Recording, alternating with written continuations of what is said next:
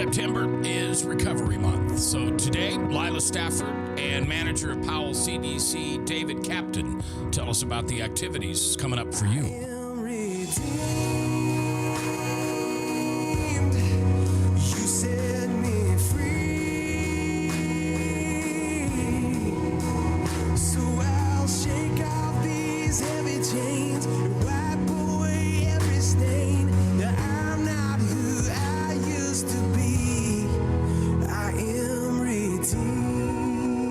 Welcome. It's the 26th day of August in the Lord's year 2013. I'm J. Michael McCoy, and this is the Monday edition of Recovery Monday. It's the only day that we do Recovery Monday because it's called, never mind. Today we have a special guest, the manager of Powell CDC, David Captain, and of course his trusted and loyal, most loyal associate, Lila Stafford, in the studio, along with Bob Monster at the Cat in the Hat. How you guys doing? Great. Thanks for having me today. No, nice to have you here. Let's put that microphone up just a little closer to you. There you go. Good. And Lila, how are you? Great. How's the house remodeling going? Don't ask. Don't ask? Okay. Bob's in the house today. Bob, how are you? Just great. How's everything out at the laboratory? It's running smoothly. Yeah. We had a show yesterday on the national show, and the girl had a 20-year history of meth. Mm-hmm. And Bob just made the comment when we were off mic in the break that says, "Oh yeah, we make meth all the time." Her eyes got like, what do you mean you make meth? Well, out at the lab we make it so we can test it and stuff. So anyway, September is Recovery Month. Now, I didn't know that. Is that a national thing or is that a Powell thing? No, that's a national thing. They've been doing that for several years now, where it's just a month to focus on recovery and the activities surrounding usually addiction recovery. But in our way of thinking too, we want to include mental health recovery. Anything where people are working on getting past a tough time or an addiction. So there are lots of things going on during that month that you can participate in. And David, one of them that I'm really excited about comes on Friday the 6th. And it's a screening of the movie The Anonymous People. Mm-hmm. Yeah. This is a fantastic documentary. Just came out this year, and it's been released in kind of some limited markets, and I first heard about it being released in the Cincinnati area, and we were able to get a copy of it that's on its way. I checked the tracking. Good. And it's here. It's in Des Moines, so I'm crossing my fingers because we're going to be doing a free public showing of that evening, September 6th, at Iowa Methodist Medical Center, Education and Resource Center. Yeah, it's like a theater kind of room, isn't it? Kind of. It's a big conference room, ballroom type of setting, and it'll be nice. We'll have it set up auditorium style. We'll have some free popcorn. So anyone in the program, anyone that's interested could come and watch this? Yeah, anybody from the community, anybody from the 12-step community, anybody interested really can come. Oh, cool. September 6th. September 6th. Yeah, and basically Kelly Conference Center specifically. It's called the Education and Resource Center, but it's located there at Iowa Methodist. Downtown. And what's interesting about this movie, and you help me with this if I get this wrong, because I've done a little research on it and I've watched the trailer. It's really saying that it's encouraging those of us in recovery to not be anonymous. Mm-hmm. To come out and show people who it is that suffers from this disease of alcoholism, mm-hmm.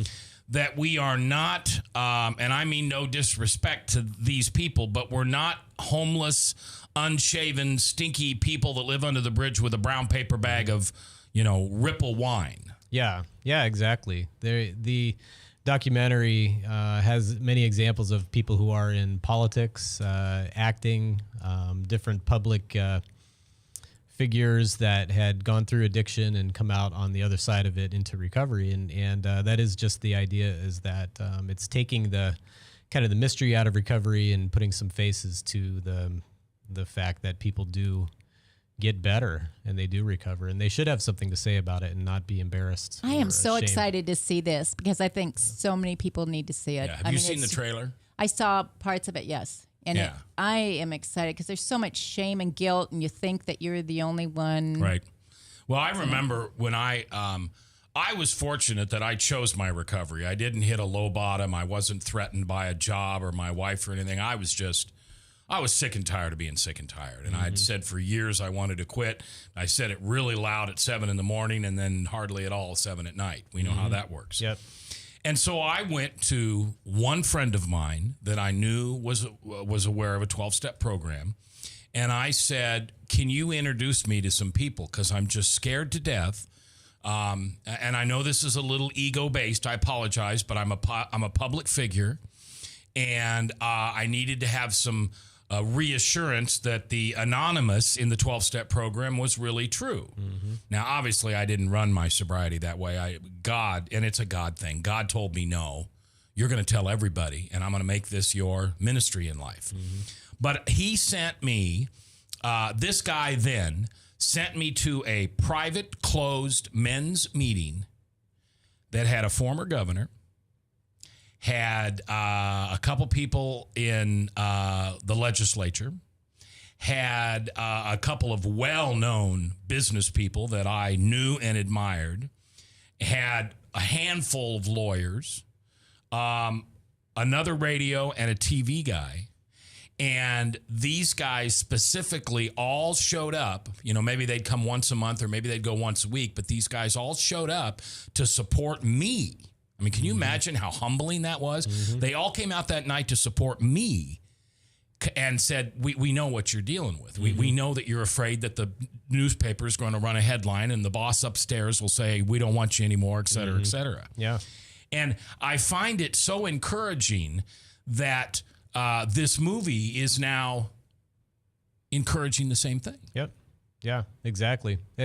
I was just as impressed as you were with the trailer and seeing the stories, and it's just very well put together and does just that. It puts out the idea that recovery is not something to be ashamed of, that people from all walks of life have experienced addiction, and it does not discriminate. There's a magazine that does the same thing. It's called Renewal. And it has important people that you wouldn't guess were ever in recovery. Is that a national magazine? Yes. Yeah. Okay. All right. Well, so again, the movie is free, and it's Friday night, the 6th of September. So that is a week from this Friday. Yep. And it's at Methodist downtown, and it's in the Kelly Conference Center. Just go into Methodist and just tell them where's the movie being shown, and they'll take you down there. And so that's great. That's one of the things going on. Right. But you also have something going on that day. What, at Drake? We have an event at Drake the night before, Thursday night. I can talk about that. So this would be Thursday night, September 5th.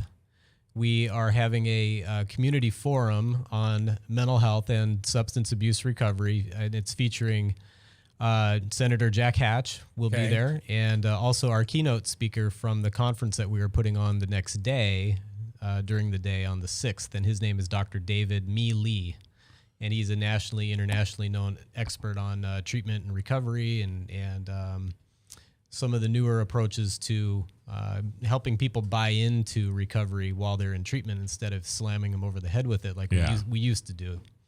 Now, what's Jack's relation with this? Jack Hatch is very interested in mental health reform and community-based recovery efforts for both mental health and substance abuse. He is a state senator. He's been a great champion for gubernatorial candidate. Yep. Well, I don't know specifically about that, but he is. Yeah. Okay. Great. Yeah, he's announced he's running against Governor Branstad. Well, I tell you, he's a great champion for, like I was saying, mental health recovery and mental health service delivery reform here at the state level. And so he's known as a state expert as well as kind of a national expert in terms of what's happening around the country and other states. And that's Thursday night. Thursday night. What's All Day Friday? All Day Friday is a conference that we're putting on. It's a professional conference, and it's called, now that I'm blanking Here, I can on look it. it up. Yeah. I can look it up. Here it is right here. It's Reclaiming Lives. Yes, thank you. Mental Health and Co-Occurring Recovery. Yeah. And it's featuring Dr. David Lee, nationally and internationally known mental health and co-occurring co-occurring recovery. What does that mean? What is co-occurring recovery? Yeah, a co-occurring just simply means there's two problems occurring about the same time. So we've got a substance abuse problem, alcoholism, as well as depression or mental health or financial stress or, you know, something else that goes along with, but usually mental health and substance abuse. Okay. All right. And it's always been my understanding that if you have a mental health issue and you have alcoholism or whatever dependency you have to work on both at the same time. Yep. Because one without the other will not keep you sober and will not keep you happy. Yeah, that's correct. It's very, very frequently people need support for the mental health disorder that they have, as well as support for learning how to stay abstinent and get into recovery from the substances that they're experiencing problems with. So it really does need to happen at the same time. So that's the term co-occurring treatment or co-occurring recovery refers to dealing with both of those things at the same time. Well, and then that conference it's going to be at the Meadows Center out at Prairie Meadows in Altoona, and very nice facility, and we're glad to be putting it on. Well, it's interesting that you should talk about that because in 2005, I found a mental health expert who had experience with alcoholism. And I went to him and I said, I want to stop drinking and I need your help. And so I saw him 2 or 3 or 4 times and he diagnosed me borderline personality disorder. And he said, you can try to quit drinking, but to be honest with you, until we get the borderline under control, the drinking's not going to do very well. And then in December of 2009, he came to me and he said, well, I was in for a session and he said, congratulations. He says, you've been in remission for about a year. He said, I want to keep counseling going, but he said, now you can quit drinking. And that's when I began to feel the, I'm not going to say pressure, but I didn't have any excuses anymore. And then it was the following April and May that I committed to quitting. Yeah. And by the grace of God, 1,206 days later, I'm still sober. All right. So those are a couple of the events going on in September. There are other things that are going on, and we'll talk about those. A couple of other things we're going to talk about today is medical marijuana and the legalization for that. Also, the recent trends of opiate-based prescription painkillers and the importance of the Alumni Association that Powell has. You have strong alumni association. Yeah. Yeah. Yeah, we've had a couple of really successful banquets the last 2 years where we had 750 people show up in support of recovery, and Powell Alumni Association brought in just a great speaker. Yep. Which was a big part of the draw, I think, but it's really because of the work that the Alumni Association that through Jim Stafford, Lila's husband, Jim Stafford's leadership there, that organization has just taken off, and we're really looking forward to some great years to come in terms of what's happening at the community level through the Alumni Association and keeping that good connection with the treatment center. Do you have a guest booked for next year? Do you know a speaker? I think they're really close to having somebody who's a strong. Okay, go ahead, Lila. I forget his name, but he is from Minneapolis and he's been in the program for 50 years or something. Wow. And he's supposed to be a really good speaker. Okay. You know who else would be a good speaker? Would be Chandra. Do you know who I'm talking about? Chandra Pierce. No. Do you know who Chandra Pierce? Chandra Pierce is national. She's a comedian, female comedian. She traveled for years with the Women of Faith, and she would talk about not only her sobriety, but her husband's sobriety.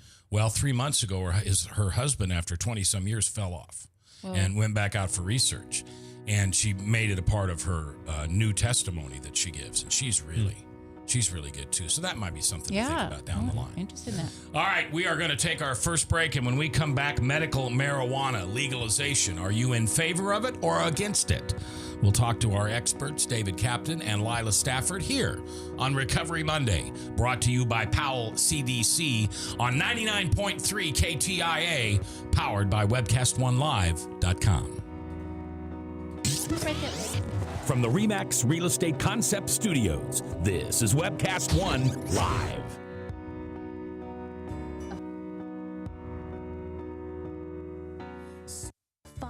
who is headed toward another heart attack.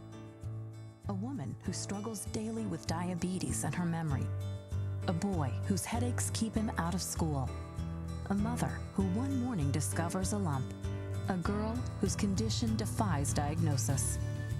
You come to us because you need answers, but you also need more.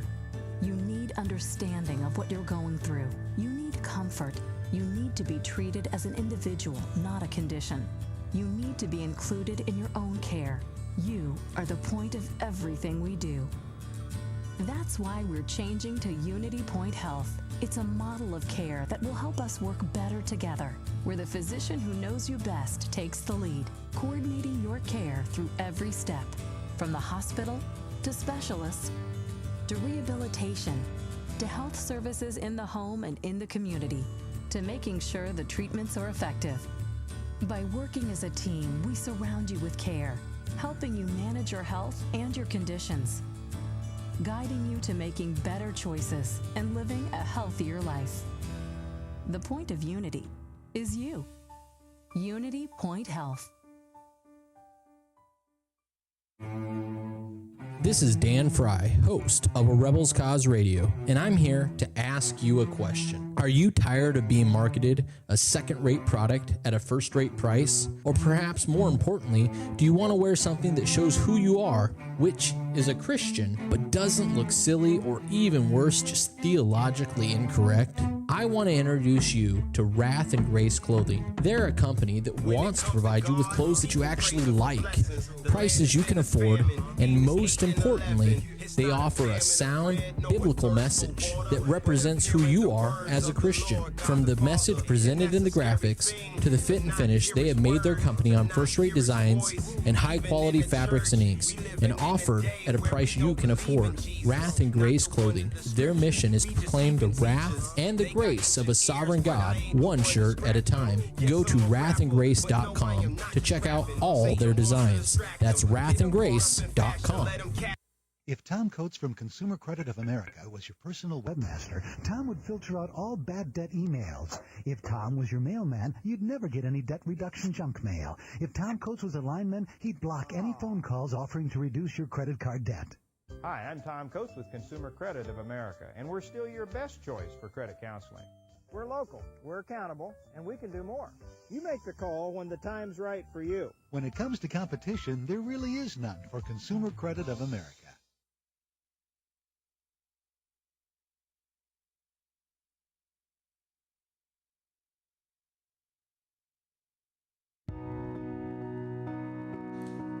All right, we're back. It's Recovery Monday on this 26th day of August in the Lord's year 2013.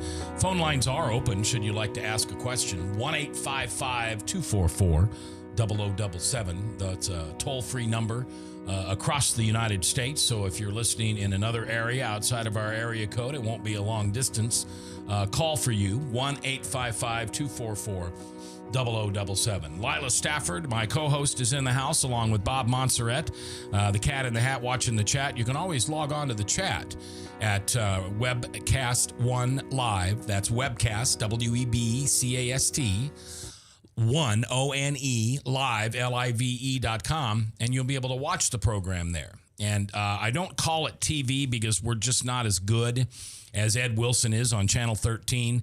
But it is kind of nice, the transparency to see who we are and what we look like and know that we're genuine in what we're saying. So anyway, David Captain is here, and he's the manager of Powell CDC. And let's talk for a moment about the legalization. Well, there's two topics.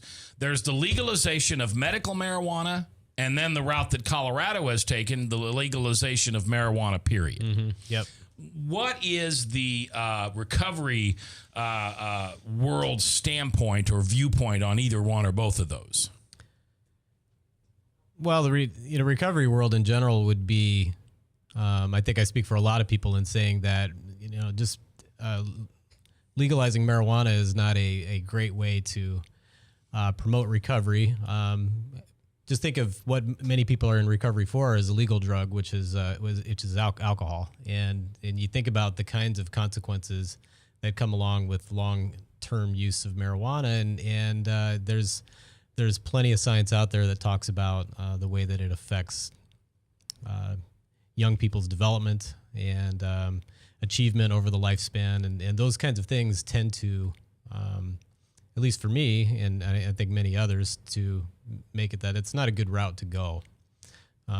Now, there's a difference between just general legalization of marijuana and whether there is any medical uses for marijuana. And the difficulty in medical marijuana has been that it's never been regulated appropriately, and it's always turned into these dispensary shops and things that you've got 70 different kinds of marijuana, and it's just and they all have street names, and it's never been done in a way where it could be regulated appropriately through pharmacy and through regulated doses and things like that.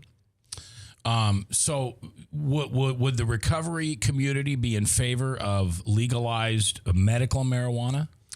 I can't speak for the recovery community as a whole. I think there's research and there's science out there that there are some limited uses for medical marijuana when it's done appropriately. It's something that can help people, and you can't really argue with that piece. The problem that you have is you get marijuana advocates who grab a hold of that and they use that as a platform for trying to just legalize the drug in general. Right. I heard recently that there's now a process that allows a manufacturer to pull out, is it called TMC? THC. THC. Did you tell me this? No. No. They can pull out the THC portion, and so you don't get high, but you still get the medical benefit of smoking marijuana. Have you heard of this? Yeah, I've heard a little bit about that. In fact, I've heard that there are certain strains of marijuana that have more of this other active ingredient that is the part that's beneficial to people, and that they're trying to figure out new ways of isolating that and making it more effective as a medicine. There have been versions of the medicine on the market for a long time that were designed to make people, not really give them the euphoria, but still give them certain benefits like increasing appetite and things like that. David Captain is our guest, along with Lila Stafford here from Powell, CDC. I've always heard that the reason that marijuana was such a devil's drug is because it was introduced into the United States by illegal immigration from Mexico. And that it really wasn't the marijuana that the government was so much against. It was how it was being burrowed here. Mm-hmm. And that it's, for the most part, if I understand it, and Bob, you jump in here because you're a forensic scientist, it's not, you can't get hooked on it. It's not like a narcotic where you are, what's the word? Not hooked. What's the word? What's the medical term? Dependent. Well, dependent on it. It's like cigarettes. People, it's hard for them to break, the cycle of smoking. It's very similar to that. But marijuana was grown here, as a crop. I didn't know that. For hemp, yeah. It's in all Iowa cornfields and stuff, and the corn rows. Once you have it here, it's very difficult to get rid of it. So there's a lot of it growing wild, and it was for hemp, and they still make string cord out of hemp. Yeah. And here's the problem: you don't know what people are putting in it. By the time it gets to the consumer, they could add anything to it, so it's dangerous. You don't know what's in it. Yeah. Well, if you're buying it on the street, that's correct. Yeah. You well, know. that's where we get people. I mean, that's the only place you can buy it, right? It's on the street. Here. Well, here in Iowa. Yeah. Right, unless they make the medical, and then you have to have a prescription for that. Now, in Colorado, you don't have to have a prescription, right? Nope. You can just walk into any store and buy right. it. All right. David, we talked a little bit about the events on the 5th and 6th. Talk about a couple of other events that are going on in the month of September for Recovery Monday. So we talked about Recovery Month. We talked about the 5th and the 6th. Yeah. Do we have some alumni events going on later in the month, Lila? We have something every month. I can't remember what September is, but we just had our picnic Saturday. Did you have a good turnout for that? Yeah, it was really good. It was fun. It was very hot. The corn and the cob didn't go over so well because it was really hot. I'll bet. All right, so and for people to find out what some of the other things that are going on, they would simply go to what website? Unity Point? Yeah. The Unity Point is .org has got a lot of what they call live well events that go on a regular basis every month. So it'd be a good idea to go check those out and see some different things that are happening and going on. The ones that are more specific to recovery, like we were talking about, are the Drake event, the forum on Thursday, on the 5th. Yep, the 5th, and then the 6th we have the recovery conference, the Reclaiming Lives conference, and then that evening, of course, is the anonymous people showing. Yeah, which we're very excited about. That's gonna be a great night. All of this is on our is on Facebook too for Powell CDC alumni and friends. All right. Do you have? This is maybe an ignorant question, but I'm curious. How many people? What percentage of people go through Powell, and they get into recovery, but they never get involved with the recovery community? But you'll run into them 6 months, 6 years later, and they're clean and sober. But they don't go to meetings. They don't belong to the alumni association. They don't do anything with the recovery community. Is there what percentage of clients would you say fall into that category, or does that even measured? Well, it's not measured exactly that way, but I think that we know that people who don't get involved with some sort of system of support, whether it's 12-step community or if it's a different version of the 12 steps, say like with Celebrate Recovery, which is run over there at Hope, the Road of Recovery, which is up in United Methodist Church at Ankeny. These are all different kind of versions of the social support that you really need to keep going once you get started in recovery. Even if somebody never gets into a 12-step related program, but they reconnect with church, for example, or they reconnect to some sort of community organization that they had gravitated away from because of their addiction, those are the ones that are successful. People who try to really do it on their own and just sort of, what's the term, white knuckle it? Yeah. It's very difficult to stay dry sober. drunk. Yeah. That's a term. Here's the problem. If we gave you a percentage, then who's ever out there listening would think, if we said it's less than 1%, then they would think, oh, I'm that 1%.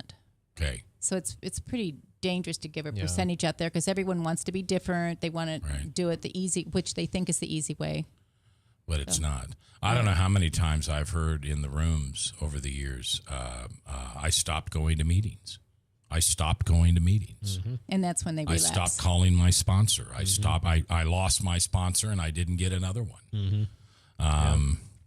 That's it's just amazing to me that this world exists of recovery, because as someone who knew nothing about it 4 years ago, and to know that there's this, it's almost underground, because you don't hear. I always said that.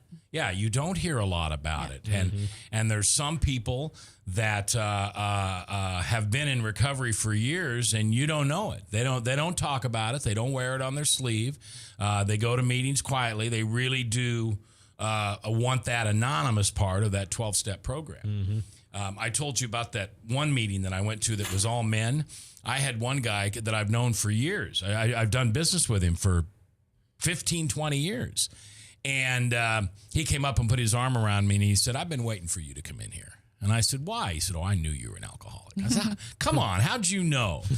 And I then later learned that the actions of an alcoholic happen 24/7. They don't just happen when you have a drink in your hand or after you've been drinking, which just blew me away. That someone who is addicted to drugs or alcohol acts in a certain fashion even when they're sober. Mm-hmm. Sure. That's craziness. At least to me it was. In my mind, I'm sitting there going, yeah, we're pretty self-centered and selfish is how we act. Yeah. Aren't we all? That's part of the human condition. Yeah.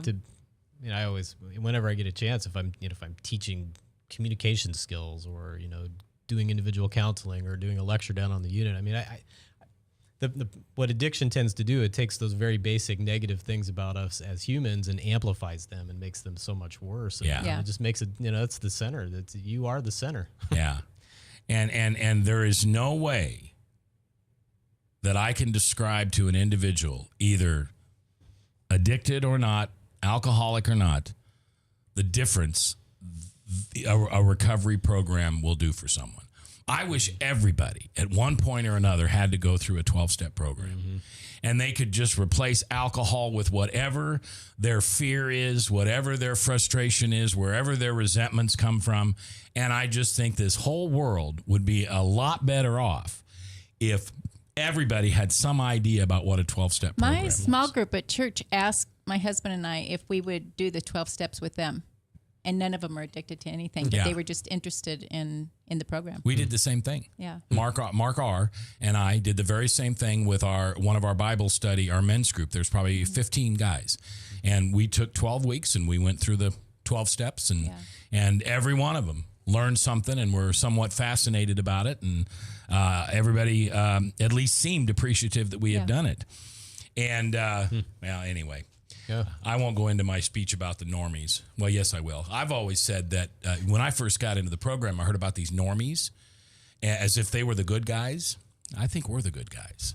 We're the ones that have the humility to drop to our knees and ask God to fix us and follow whatever it is our fellow man and God wants us to do. The normies sit out there and just plug through life without a raincoat on, and it's just pouring down rain. Anyway, that makes my wife mad, so she probably Not just all shut of off them, the radio. just some of them.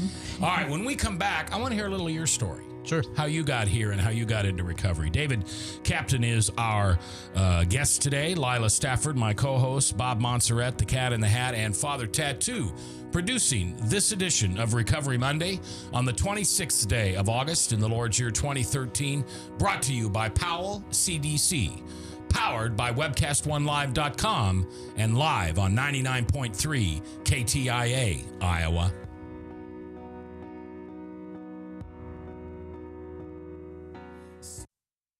I'm Brian Leach, owner and general manager of Service Legends.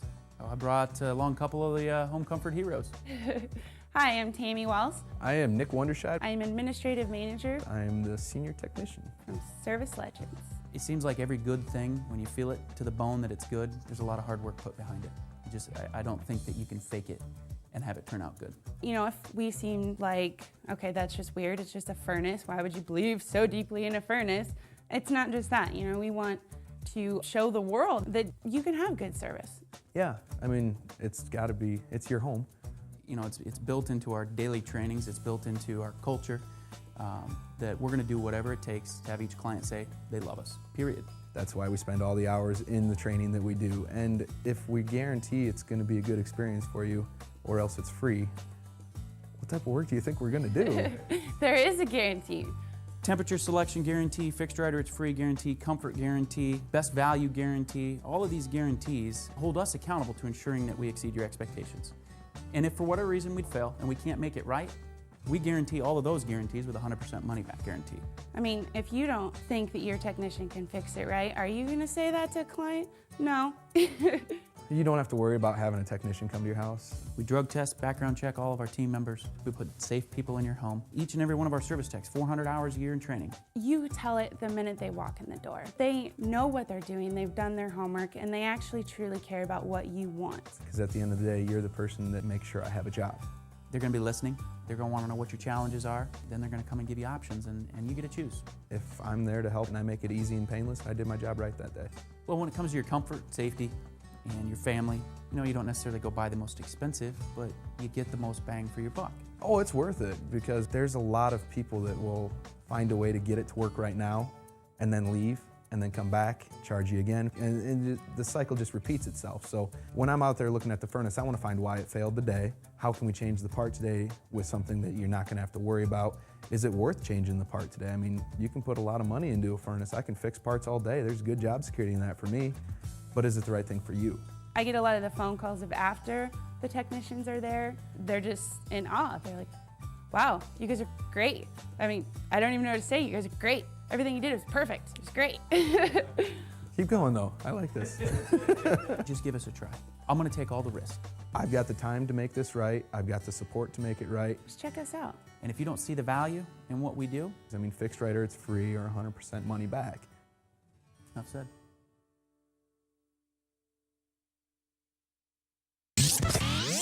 From the RE/MAX Real Estate Concept Studios, this is Webcast One Live.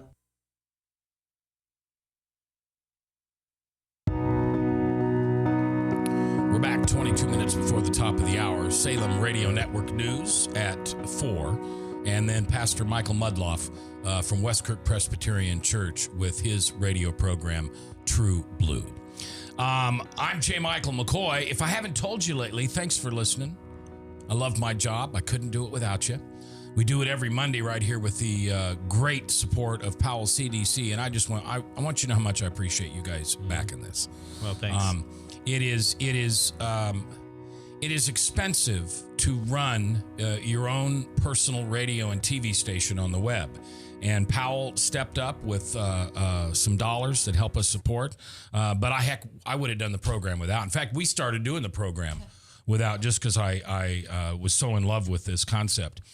And I get emails, I get calls. I'll have somebody stop me in the hall at church or at Hy-Vee, and they'll say they heard the program. And I love the cards and letters that we get with the stories about something that was said here that makes a difference in somebody's life. And the reason we do this is not so much talking to the addict or the alcoholic, but to you, the spouse, or the mother or father, or the sibling, or the coworker, or just the friend of somebody that you might be concerned about. And we do this program so we educate you on how to help them. Now, remember, the number one rule is nothing will help them until they want to help themselves. No amount of love, no amount of anything is going to make a difference until they decide, or the court decides, that they need help. But Powell CDC is a place that you can go. You can talk to the counselors there. Do you guys do interventions? Yes. All right. So you can plan an intervention, and that's something you can be proactive on to try to get that one that you love, that one that you care about, in treatment. Because whatever it's doing to destroy the relationships that addict or alcoholic has around them, the opposite will come true once they've gone through recovery. Life changes for everyone around. And it's amazing that you will actually know what the word serenity means. You will actually have peace in your life. My wife used to say over and over, and it had nothing to do with alcoholism. She said, I just wish you could find some peace in your life. I thought, well, I don't know what that is. What's peace? I don't know what rest in peace. I don't want peace. Now I know what peace is. I want to mention too that we do have recovery for families as well. We have a program for the families. So when the addict or alcoholic is going through the program, there's also support there to help teach the families how to deal with it and what they're going through. That's important. Yeah, I agree with Lila. It's a fantastic. It happens 2 nights a week, and we've got a great family staff, and a lot of community awareness about our family program as far as being one that's very, very helpful, educational. Because when one person changes, it changes the entire family. And unconsciously, people, if they haven't gone through treatment or don't know how to support the person, they can unconsciously pull them back to where they were because that's comfortable. Yeah. Comfortable place for them. Yeah. So I remember one of the first meetings that I went to, and a buddy of mine who I had no idea was in recovery.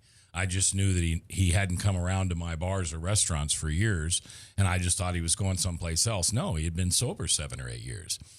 But he said to me, how's your marriage? I said, well, I think it's pretty good. We're ups and downs, been together at this time, it was 17 years. And he said, well, there's probably a 50-50 chance your marriage won't make it. What? I get sober and I turn my life over to the will of God and my marriage may not make it? And he said, no, because the spouse is used to a certain type of person, and they may not like the person you become. Even if you're a better person, they may not like it. So I can see how that family program would be extremely important. Yep. So what brought you here? Obviously, you're a highly educated man to be able to be an administrator over a hospital program, but you're also passionate about recovery from your own personal life. Yeah, it's it's been a very interesting journey for me. Personally, I've been at Iowa Lutheran Hospital working in behavioral health for 23 years this fall, and had some very instrumental experiences, I think, early on in my recovery that helped kind of shape to where I'm at today. And it's all, you talk about how God moves through people and programs and places and situations, and I know that that's true for me as well. And did you just kind of want to hear about my story of recovery, then get started that way? We got 5 minutes before the break, if you can. Basically I started using drugs and alcohol and was a real mean drunk, as well as a very avid marijuana smoker, and used every day when I could, and which was most days. And I did that all through most of high school and all through my college experience. And what I never really realized was the level that it had progressed to for me as addiction, And I think we were talking about marijuana a little bit earlier, that as far as dependency, and there is a dependency syndrome that they've identified in recent years as far as research is concerned, that people do become dependent on marijuana, and you try to quit it and you get irritable, you can't sleep, and you get headaches, and you just feel ill at ease. And I remember experiencing all of those things, and yet I had never come to the conclusion when I couldn't get pot, or I got in trouble with the law one time and decided to lay off for a while, and I had all of those symptoms, but I never really connected that to having become addicted or anything along those lines. And so I did that. I did all of this for about 6 years. In the meantime, prior to me getting sober, I had met my wife of 23 years, Holly, who I'm so glad that she chose to stick with me, through these things. But she said, we don't have much of a history. We don't have much of a future together if you continue to smoke pot. And I was like, no problem. I can quit anytime, and it was very easy to lie to her because she was finishing up college. We both went to two different universities. And so we had a long distance relationship, no Skype, no nothing like that back in those days. And you could, it was very easy to just say I was not doing those things anymore. And when we both graduated and I moved out to Iowa, we were to become married. And it was the first time in years that I had been sober. I had no marijuana, had really cut back on my drinking for a period of 30 days. And I'm starting to grow a conscience again, And I realized that I could not continue to lie to her about what had been going on for the previous year and a half. And so 2 weeks before we were to be married, I told her, I said, I really have something I have to tell you. I just feel, I feel so guilty, and I know that I should not have been doing these things. And I came clean and told her, and she almost didn't marry me, and it took her a couple of days to decide to do so, which I'm, like I said, very grateful that she did. And that was the beginning of my recovery. Now, I didn't get into an organized program of recovery like the 12 steps or anything along those lines for a long period of time. And I basically, we got married, and we had a hard 3 to 4 years of marriage. It was very difficult. Fought, angry, resentful. I knew I was resentful at her, irrationally, because I wasn't smoking pot anymore. I still used to kind of argue with her and with myself about whether it was a good thing, and maybe I should be able to retire someday and smoke pot again. And I think a lot of people who smoke pot have a hard time admitting that there's something wrong with it. Yeah, you really do. I mean, it becomes something you kind of fall in love with it, and you don't really get in trouble. I mean, not like alcohol where you're standing on tables yelling at people. Right. Yeah, I mean, you sit in the corner and eat Cheetos. Yeah, is the stereotype. Yeah, or go out and play Frisbee or do whatever fun things that you justify it any number of ways, but the long-term impact on development and achievement and things like that is there's just a lot of evidence for it. So I'm very glad I was able to, let that go. But it wasn't until I really reconnected with my faith and reconnected with some instrumental men at the church that I was going to at the time that really kind of helped me reconnect with Christ as my Lord and to get my life in order. And we immediately became more happy and harmonious at home. It's certainly not perfect, never is, but when Jesus lives at the center of your relationship or your life, there is a piece to it. Right. And so now today I'm a huge advocate for the 12 steps and for AA and Celebrate Recovery and all of those things, because what I needed, and I wasn't happy until I got with other individuals that knew what my struggles were and could understand and accept me for who I was. And it was that social support beyond just being married that was so from the RE/MAX Real Estate. Stay on the track I was on. All right, we'll continue with our interview with David Captain from Powell CDC. Concept Studios. This is Webcast One Live. A father who is headed toward another heart attack. A woman who struggles daily with diabetes and her memory.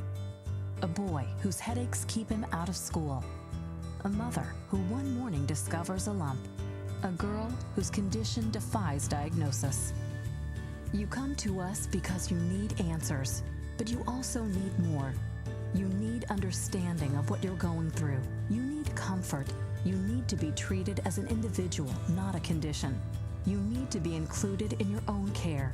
You are the point of everything we do. That's why we're changing to Unity Point Health. It's a model of care that will help us work better together, where the physician who knows you best takes the lead, coordinating your care through every step, from the hospital to specialists to rehabilitation to health services in the home and in the community, to making sure the treatments are effective. By working as a team, we surround you with care, helping you manage your health and your conditions, guiding you to making better choices and living a healthier life. The point of Unity is you. Unity Point Health. If Tom Coates from Consumer Credit of America was your personal webmaster, Tom would filter out all bad debt emails. If Tom was your mailman, you'd never get any debt reduction junk mail. If Tom Coates was a lineman, he'd block any phone calls offering to reduce your credit card debt. Hi, I'm Tom Coates with Consumer Credit of America, and we're still your best choice for credit counseling. We're local, we're accountable, and we can do more. You make the call when the time's right for you. When it comes to competition, there really is none for Consumer Credit of America.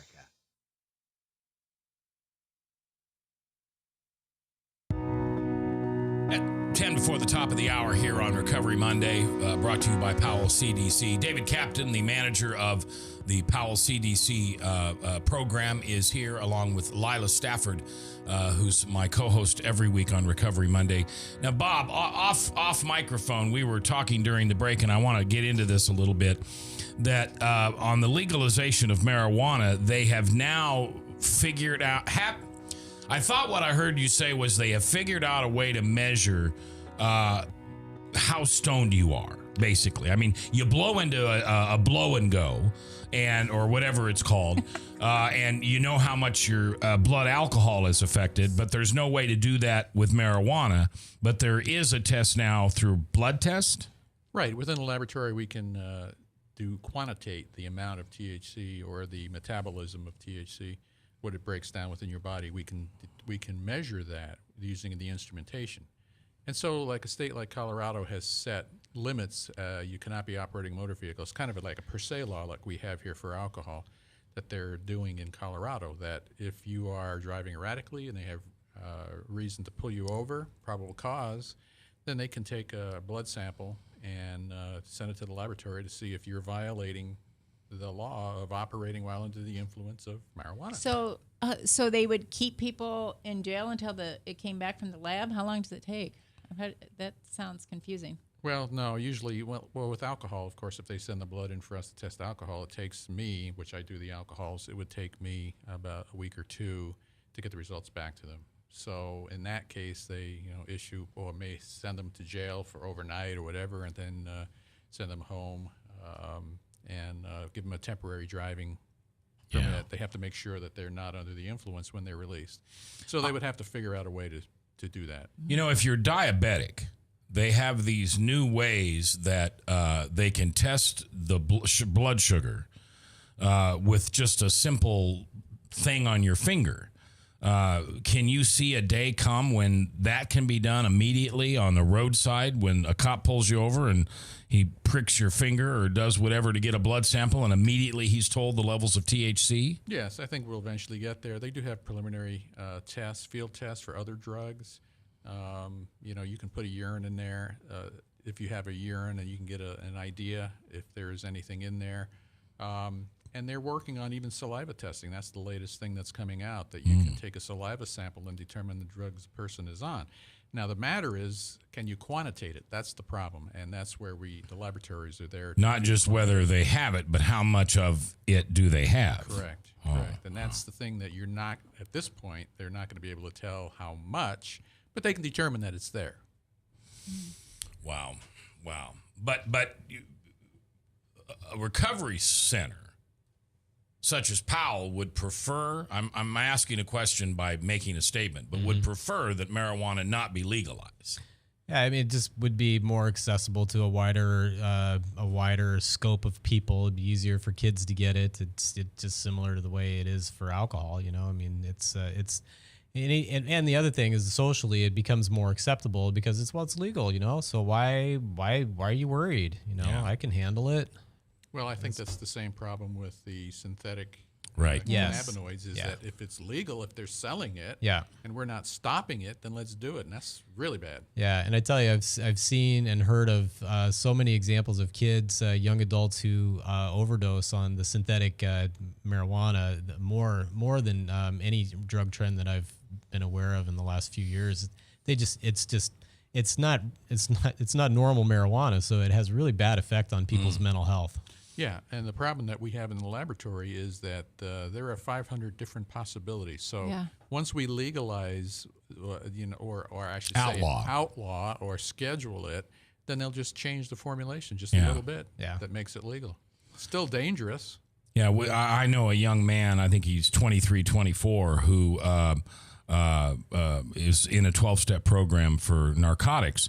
And he went out and did some research not too long ago, and that's what he went to. He went to the synthetic marijuana, and it was just terrible. I mean, it's just terrible. Worse. It is worse. It is much worse. And there are people that have tried it that are saying we're going back to marijuana.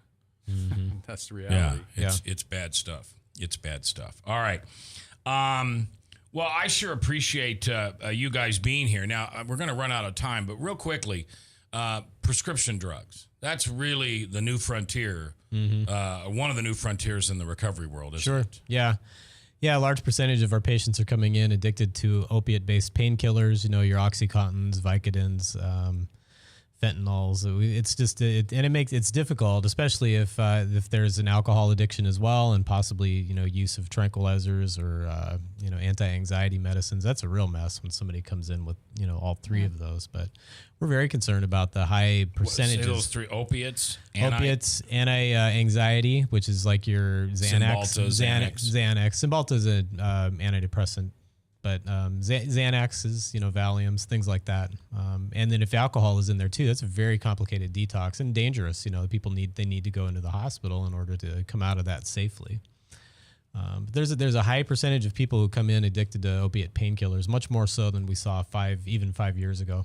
A guy that we had on a show not too long ago talked about the fact that kids would have farm parties, only it's not FARM, it's PHARM, and there'd be a bowl. And the kids would walk in and just dump whatever they had from their parents' medicine cabinet, and then they just take a handful of whatever it is and see what happens. Yeah, I hear about that. My kids have talked about that. With some of the fraternities. It's just craziness. It is crazy. I mean, scary. Scary. I mean, that's a lot worse than drinking too much. Yeah. You know, I mean, drinking too much is a bad deal. Don't get me wrong, but. Man, that's really messing with you, I would think. But very frequently, it's like alcohol is present as well, and so that, you know, that makes a very dangerous combination because you don't know what you're getting, and you don't know if you've had too much alcohol, that's going to interact badly with whatever medicine that they might have taken. Well, alcohol doesn't mix well with any other chemical. No, when you look at the movie stars, and a lot of them have died from a mixture of alcohol and other drugs. Yeah, it's not uncommon. That's what we just saw one recently on that one Glee star. Oh yeah, that's right. That star of Glee. Yeah, Belushi. You can just name them off. Oh yeah. Every time you turn around, well, opiates and alcohol. Do it every time. I keep now. What's her name? Lindsay Lohan has now come out of her upteenth number of rehabs, and she says now she's done. She knows the error of her way, and we won't be seeing her back there again. And that may be true. Yeah. Good. But we also want, you know, there's a guy in one of my 12-step programs, and he went to treatment 12 times. Mike, right? Yeah. Before it stuck. Yeah. And now he's been sober for 30 years, 20-some years. Yeah, a lot. And so don't throw it out the window if it doesn't work after the first time. And don't blame the treatment center. Right. The treatment center's doing their job 100% of the time. It comes down to the willingness of the individual who is addicted. David, thanks for being here. You're always welcome back. Yep, thanks for having me. Lila, appreciate you being here. Bob Montserrat, the Cat in the Hat, thank you. And Father Tattoo. Until we meet again, do me one favor. Pray. All right.